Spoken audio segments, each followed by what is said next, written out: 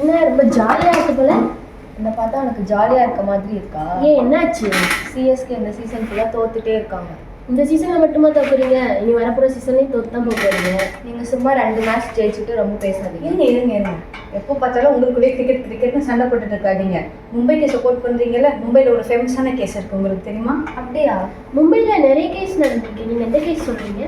Tata versus Mistry. இதுதான் corporate ஃபீல்டுலேயே ஒரு லேண்ட்மார்க் கேஸு. இப்போ நீங்கள் எல்லா டீமுக்கும் அடிச்சுக்கிறீங்கல்ல, இந்த டீம் பெருசா அந்த டீம் பெருசான்னு, அதே மாதிரி தான் இந்த கேஸ்லையுமே லீடர்ஷிப்காக சண்டை வந்திருக்கு. இந்த கேஸ் பற்றி பார்க்கலாமா? Going to discuss about Tata vs. Mystery, a landmark judgment in corporate law which deals with the rights of minority shareholders and also deals with the corporate governance. Hey, no, Shakti. It is not only deals with the rights of minority shareholders. It is also ancient about the oppression and mismanagement. Hey, first wait. Who is Tata and Mystery? What are the buzz about their corporate governance? Tata is one of the India's most respected multi-industry business which was founded in 1868. It operates diverse sectors like steel, automobiles, IT and hospitality. Ratan Tata's prominent figures in group served as a chairman before Cyrus Mistry took over in 2012. Cyrus Mistry was an Indian-born Irish businessman. He was the 6th chairman of the Tata Sons. He was a family of the Shapoorji Pallonji family, whose family is holding the substantial stake of Tata Sons. Cyrus Mistry's tenure period was 2012 to 2016, but after that, Cyrus Mistry was removed 2016. Is really Cyrus removed before the tenure period? Yes, Kishore, Cyrus was removed as a chairman of the Tata Sons. It turned into the huge legal drama. Wait, Cyrus Mistry? Isn't he connected to Tata Group of Sons? Yes, Sakti. As I already mentioned that, Cyrus Mistry was appointed as a chairman in 2012, ousted in 2016. That let him to sue under the company laws and alleging oppression and mismanagement. Hey, wait. Why did the board remove him? Was it personal or professional?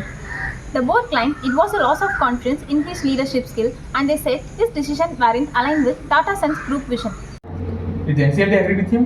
No, NCLT ruled in favor of Tata Sons, saying that there is no evidence of oppression and mismanagement. Oh, that was the end of it. Not quite. Mistry appealed to NCLAT, which overturned NCLT's decision in 2019. They reinstated Mistry as a chairman and even questioned Tata Sons' conversion from public to private company. What? That must have been huge. Let me guess, Supreme Court sided with Tata Sons. Action. In 2021, Supreme Court upheld the board's authority to remove Mistry. It declared that the decision was within the corporate governance and norms and did not violate the Companies Act. So, what does this mean for in corporate law in India? It's a big deal.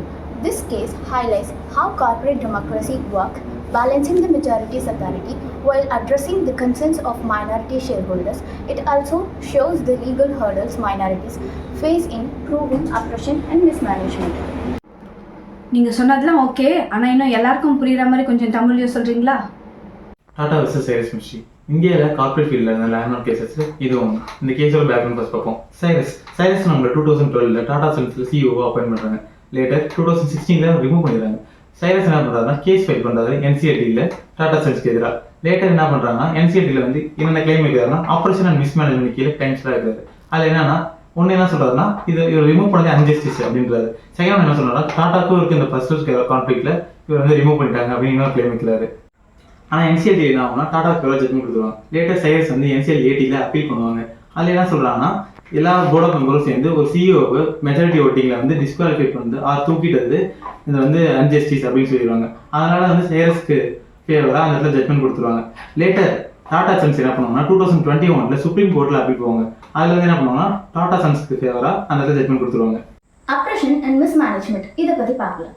அப்ரேஷன் and mismanagement அப்படின்னா அடக்குமுறை மற்றும் தவறான நிர்வாகம். இது company செக்டார்ல எப்படி நடக்குது அப்படின்னு பார்க்கலாம். இந்த அடக்குமுறை அப்படிங்கிற ஒரு கண்டென்ட்குள்ள வந்தோம் அப்படின்னா மெஜாரிட்டி ஷேர் ஹோல்டர்ஸ் இருக்காங்க. மெஜாரிட்டி ஷேர் ஹோல்டர்ஸ் தான் பாதி ரைட்ஸ் அவங்களே ஹோல்ட் பண்ணியிருப்பாங்க. இதில் மைனாரிட்டி ஷேர் ஹோல்டர்ஸ் இருக்காங்க.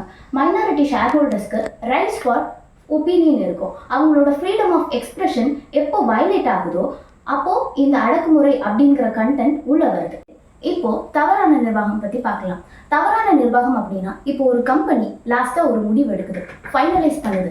அந்த முடிவு மூலமாக கம்பெனி மோசமான நிலைக்கு போனாலோ இல்லை அந்த கம்பெனியில் வேலை பார்க்குற மைனாரிட்டி ஷேர் ஹோல்டர்ஸ் இல்லை மெஜாரிட்டி ஷேர் ஹோல்டர்ஸ் இவங்களுக்கு ஏதாவது ஒரு முறையில் பாதிப்புகள் ஏற்பட்டாலோ இதை தான் தவறான நிர்வாக முறை அப்படின்னு சொல்கிறோம். ஸோ இப்போ நம்ம அடக்குமுறை மற்றும் தவறான நிர்வாகம் இதை பற்றி பார்த்துட்டோம்.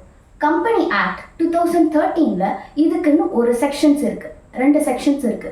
அதாவது எந்த ஒரு கம்பெனியில இந்த அடக்குமுறை மற்றும் தவறான நிர்வாகம் எடுக்கப்படுதோ அதுக்கு கம்பெனி ஆக்ட் கீழே ஒரு 2 ப்ரொவிஷன்ஸ் இருக்கு. என்னென்ன செக்ஷன்ஸ் அப்படின்னு பார்த்தோம்னா செக்ஷன் 241 அண்ட் செக்ஷன் 242. செக்ஷன் 241 என்ன சொல்லுது அப்படின்னா, எப்போ ஒரு கம்பெனி அப்ரஷன் அண்ட் மிஸ்மேனேஜ்மெண்ட் இந்த கண்டென்ட் கீழே ஏதாவது ஒரு நடவடிக்கை எடுத்தாலும் அந்த கம்பெனிக்கு கீழே இருக்கிற அந்த கம்பெனியில் வேலை பார்க்குற எந்த ஒரு மெஜாரிட்டி ஷேர் ஹோல்டர்ஸோ மைனாரிட்டி ஷேர் ஹோல்டர்ஸோ இல்லை டிரெக்டர்ஸ் கூட இந்த ரைட்ஸ் இருக்குது. என்ன ரைட் அப்படின்னா, இந்த ரைட் மூலமாக அவங்க ரெமெடி தேடிக்கலாம். அதாவது அப்ரஷன் அண்ட் மிஸ்மேனேஜ்மெண்ட் கீழே அவங்க பாதிப்படைஞ்சாங்க அப்படின்னா NCLT, அதாவது நேஷனல் கம்பெனி லா ட்ரிபியூனல், இந்த ஒரு ட்ரிபியூனலுக்கு கீழே அவங்க கேஸ் ஃபைல் பண்ணி அவங்களுக்கான ஜஸ்டிஸை தேடிக்கலாம். செக்ஷன் 242 என்ன சொல்லுது அப்படின்னா, NCLTல நீங்கள் கேஸ் ஃபைல் பண்ணிட்டீங்க அப்படின்னா அந்த கேஸ் ப்ரொசீடிங்ஸ் நடந்துட்டு இருக்கும்போது அந்த கம்பெனிக்கு இடைக்கால தடை நிறுத்தம் வழங்கப்படுது. ஓகே, இன்னும் இதில் வந்து நிறைய கான்செப்ட் இருக்குது. லைக் வந்து ஃபஸ்ட்டு வந்து ரோல் ஆஃப் இண்டிபெண்டன்ட் டேரக்டர்ஸ். இந்த ரோல் ஆஃப் இண்டிபெண்டன்ட் டேரக்டர்ஸ்ன்னு பார்க்கும்போது இவங்க என்ன நினைப்பாங்க, என்ன என்ஷூர் பண்ணுவாங்க அப்படின்னா ஃபேர் கவர்னன்ஸ் வேணும் அப்படின்னு சொல்லி நினைப்பாங்க. அண்ட் தென் வந்து அட்டானமி, லைக் வந்து எப்போ வந்து டிசிஷன் மேக்கிங் எடுத்தாலும் அவங்களுக்கும் ஒரு அட்டானமி இருக்கணும்னு நினைப்பாங்க. அது மெயினாக இந்த அட்டானமி எப்போ இருக்கணும் அப்படின்னு நினைப்பாங்க அப்படின்னா, போர்ட் ஆஃப் டேரக்டர்ஸ்குள்ளே ஏதாச்சும் ஒரு கான்ஃப்ளிக்ட் அரைஸ் ஆச்சு அப்படின்னா இந்த ரோல் ஆஃப் இண்டிபெண்டன்ட் டேரக்டர்ஸ் கூட அவங்களோட அந்த அட்டானமி, அந்த டிசிஷன் மேக்கிங் வந்து வேணும் அப்படின்னு சொல்லிட்டு எதிர்பார்ப்பாங்க. ஓகே, நெக்ஸ்ட் வந்து அஃபர்மேட்டிவ் ஓட்டிங் ரைட்ஸ். இந்த அஃபர்மேட்டிவ் ஓட்டிங் ரைட்ஸ் அப்படின்றது இந்த ஷேர் ஹோல்டர்ஸ்க்கும் போர்ட் ஆஃப் மெம்பர்ஸ்க்கும் வீட்டோ டிசிஷன்ஸ் வந்து அலோவ் பண்ணும்போது இது தேவைப்படும். மெயினாக எப்போ அப்படின்னா கார்ப்பரேட் போர்ட்ஸில் வந்து பேலன்சிங் பவர், அதாவது ப்ரொமோட்டர்ஸ்க்கும் எக்ஸிக்யூட்டிவ்ஸ்க்கும் எப்போ வந்து ஒரு பவர்ஸ் வந்து பேலன்ஸ் ஆகுது அந்த டைம் வந்து இந்த அஃபர்மேட்டிவ் ஓட்டிங் ரைட்ஸ் வந்து அப்ளிகபிள் ஆகும். அந்த நெக்ஸ்ட் என்ன அப்படின்னா ஷேர் ஹோல்டர்ஸோட ஆக்டிவிசம். இந்த ஷேர் ஹோல்டர்ஸ் ஆக்டிவிசம் அப்படின்றது எப்போ தேவைப்படும் அப்படின்னா மைனாரிட்டி ஷேர் ஹோல்டர்ஸ்க்கு வந்து எப்போ வந்து கார்ப்பரேட் போர்ட்ஸ்லேருந்து, அதாவது போர்ட் ஆஃப் டைரக்டர்ஸ்லேருந்து வந்து டிரான்ஸ்பரன்சி, அக்கௌண்டபிலிட்டி தேவைப்படுது அப்படின்னு நினைக்கும் போது இந்த ஷேர் ஹோல்டர்ஸ் ஆக்டிவிசம் வந்து அப்ளிகபிள் ஆகும். நெக்ஸ்ட் வந்து business strategy and reputation management பார்க்க போகிறோம். இப்போ இந்த கேஸ் வந்து இவ்வளோ லாங்காக நடந்துட்டு இருக்கனால டாடா சன்ஸோட ரெப்யூட்டேஷன் அண்ட் பிஸ்னஸ் வந்து ரொம்ப அஃபெக்ட் ஆச்சு. இந்த டிஸ்பியூட் வந்து மெயினாக எதில் கன்சர்ன் ஆச்சு அவங்களுக்கு அப்படின்னா, அவங்களோட லீடர்ஷிப் ஸ்டெபிலிட்டியும் அவங்களோட கார்ப்பரேட் கவர்னன்ஸ், அதாவது அந்த பிஸ்னஸ் கவர்னன்ஸ் வந்து ரொம்ப அஃபெக்ட் ஆச்சு அப்படின்னு சொல்லி சொல்கிறாங்க. ஓகே, இதுதான் வந்து இந்த கேஸோட ஓவர்வியூ.